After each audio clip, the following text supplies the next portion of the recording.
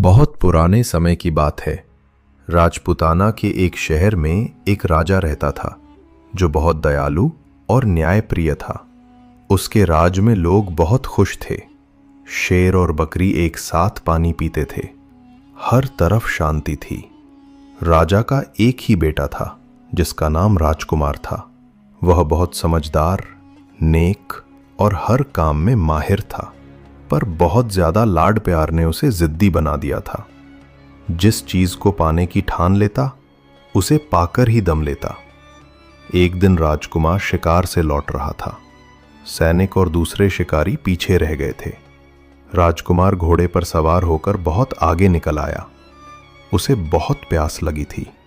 उसने चारों तरफ देखा तो पता चला कि यह धोबियों का मोहल्ला था। हर जगह कपड़े धोए और सुखाए जा रहे थे। अचानक राजकुमार की नजर एक घर पर पड़ी। छत पर एक लड़की अपने बाल सुखा रही थी। राजकुमार उसे देखता ही रह गया। उसने इतनी खूबसूरत लड़की पहले कभी नहीं देखी थी। ऐसा लग रहा था मानो उसके काले लंबे बालों के बीच चांद जैसा चेहरा चमक रहा हो।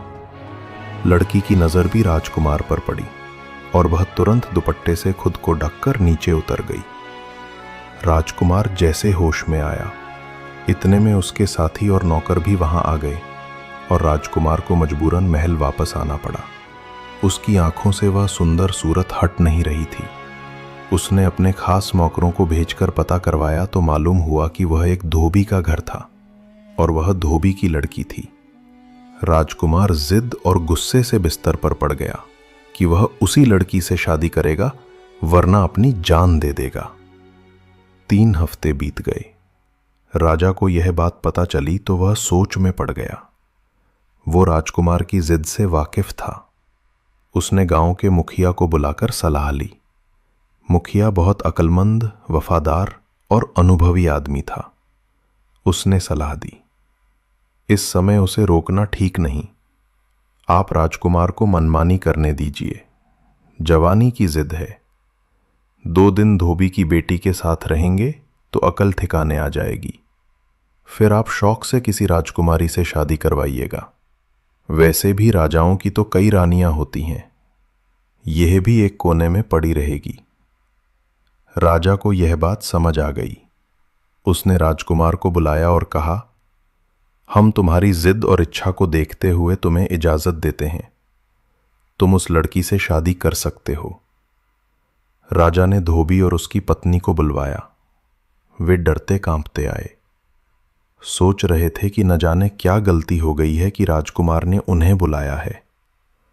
राजकुमार ने उनसे कहा, हम तुम्हारी बेटी से शादी करना चाहते हैं। तुरंत तैयारी करो। राजकुमार ने सोचा था कि धोबी और धोबिन खुशी से समा नहीं पाएंगे और राजकुमार के पैर पकड़ लेंगे कि उन्होंने उन्हें इतना सम्मान दिया। पर ऐसा कुछ नहीं हुआ। इसके बजाय वे दोनों सोच में पड़ गए। फिर बोले, राजकुमार, यह तो हमारी खुशनसीबी है कि आपने ऐसा इरादा किया, लेकिन हम अपनी बेटी से पूछकर जवाब देंगे। राजकुमार ने यह सुना तो उसे बड़ा गुस्सा आया कि एक तो वह इस धोबी का सम्मान कर रहा है, इस गरीब की बेटी से शादी कर रहा है, और यह उसके राज्य का मामूली धोबी कह रहा है कि बेटी से पूछकर बताएगा। लेकिन उसके दिल का मामला था। उसे उस लड़की से प्यार हो गया था। इसलिए धोबी की बात बर्दाश्त कर गया। उसने धोबी से साफ कह दिया, हमें इनकार सुनने की आदत नहीं है। इनकार करने पर मैं तुम्हारे पूरे खानदान को जेल में डाल दूंगा।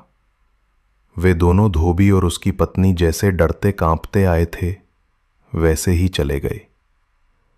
घर पहुंचकर उन्होंने अपनी लड़की से कहा, राजकुमार तुमसे शादी करना चाहते हैं।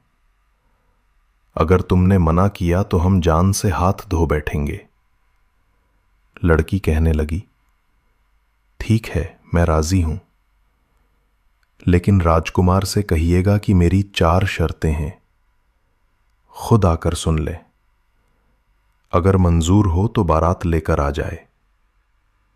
अगले दिन धोबी राजकुमार के महल गया और लड़की का संदेश पहुंचा दिया। उसके मन में डर था कि कहीं राजकुमार गुस्से में आकर उसका सिर धड़ से अलग न कर दे। धोबी की बेटी